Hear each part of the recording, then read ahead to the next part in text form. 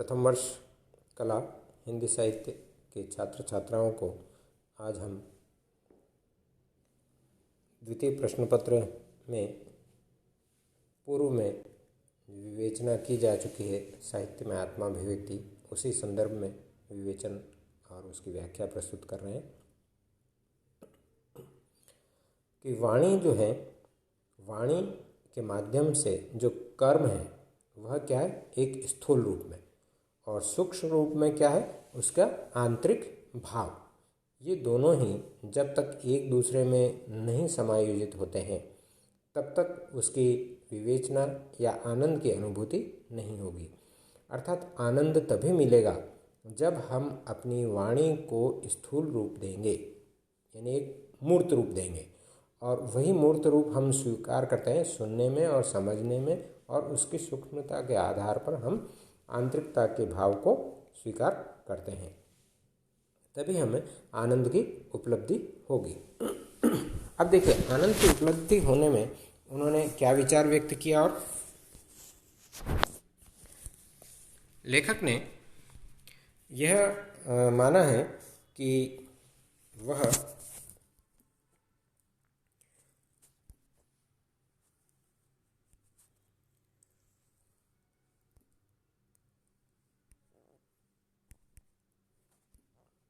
आनंद के रूप में किस प्रकार से अपने विचार को व्यक्त करता है, और उसी रूप में वह भी अपने उपलब्धि को किस प्रकार से प्राप्त करता है।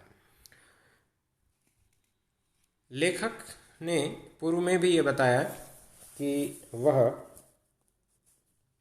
अपने विचारों में क्या आनंद को प्राप्त कर सकता है या नहीं। ऐसी स्थिति में वह हमेशा उपयोगितावादी दृष्टिकोण पर अपने विचार रखेगा, उस तरफ सोचेगा और उसी के अनुरूप वह कार्य करेगा। आज के युग में जो कुछ भी वर्तमान में जो कुछ भी चराचर में व्याप्त है उसी के अनुरूप अपने विचार व्यक्त करते हैं, जिसमें जो गुण हैं कोमलता, शक्ति, सामंजस्य या सूक्ष्म ग्रहिता, ये सभी जो गुण हैं इन सभी का अपनी वृत्तियों में, अपनी आदतों में कहीं न कहीं समावेश होना जरूरी है। अब जो कुछ भी कवि या साहित्यकार देखता है वह साहित्यकार अपने विचारों को व्यक्त करने के लिए इन रूपों को स्वीकार करता है। अब वह किन रूपों में क्या स्वीकार करता है, अर्थात जो कुछ भी निश्चल विचार होते हैं उसकी उपयोगिता हमारे लिए, समाज के लिए कितनी है, उसे स्वीकार करता है, जिसमें दो भाव प्रमुख है। एक तो आपका सद्गुण और दूसरा दुर्गुण, जिसको बोलते हैं कि आपका सद्गुण क्या है, अच्छी बात है, और दुर्गुण आप में बुरे विचार हैं। इन दोनों को स्वीकार करता है। जैसे कोई व्यक्ति ईमानदार व्यक्ति है तो वह उसका सद्गुण कहलाए, और जो कोई चोर या बेईमान है वह उसका दुर्गुण कहलाया। तो ये उसके व्यक्तित्व को प्रभावित करने वाले कारक हैं। अब व्यक्तित्व को प्रभावित करने वाले कारक हैं तो इनमें स्थितियां ये है कि क्या वास्तव में वह व्यक्ति अपने विचारों को प्रकट करने में इन दोनों कारकों को पूरी तरह से प्रभावित करते हुए लेता है या नहीं लेता है। अब इसमें लेखक ने एक शंका व्यक्त कर दी है, या जो पाठकों के मन में जो शंका आई है उसका समाधान भी कर देते हैं कि आत्माभिव्यक्ति के द्वारा अहंकार का पोषण तो नहीं होता। यह इन्होंने मान लिया। अहंकार और अहम दो भिन्न भिन्न वस्तुएं हैं। अब देखिए, अहंकार क्या है और अहम क्या है, इसको सीधा शब्दों में हम समझ लें कि अहंकार तो एक प्रकार से घमंड है ना, वह एक प्रकार से दोष हो गया, और जो अहम है वह सद्वृत्तियों को समाविष्ट करने वाला है, और वही समाविष्ट करते हुए जो विचार व्यक्त है वह आत्म तत्व को निरूपित करते हैं।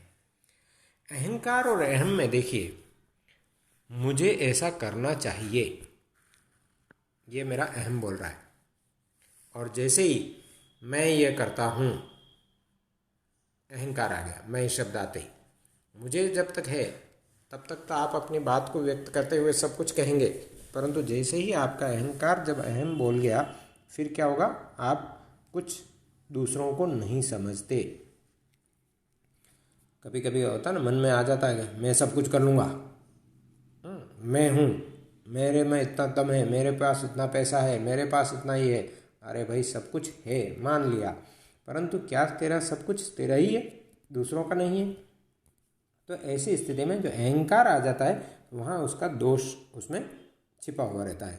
और अहम जब तक है, अपने मूल्य या बोलते हैं ना जिसको गोल, अर्थात जो मूल बात है उसे स्वीकार करना, उसे प्रतिपादित करना, ये उसकी सद्वृत्ति में आए, तो ये अपने अंतःकरण को बतलाने की बात को प्रकट करता है, कहता है। ये साहित्यकार है। और साहित्य क्या कहता है, हमेशा आत्मा में छिपी हुई बात को, तर्क को हमेशा दूसरों के साथ जब विचारों का आदान प्रदान करते हैं, तो हम अपने अहम को पूरी तरह से तुष्ट करते हुए उसकी आत्मा को पोषण करते हैं। उसमें अहंकार नहीं होगा, उसमें क्या होगा, उसकी आत्मा को पोषित करने के लिए अपने विचारों को अभिव्यक्ति प्रदान करते हैं।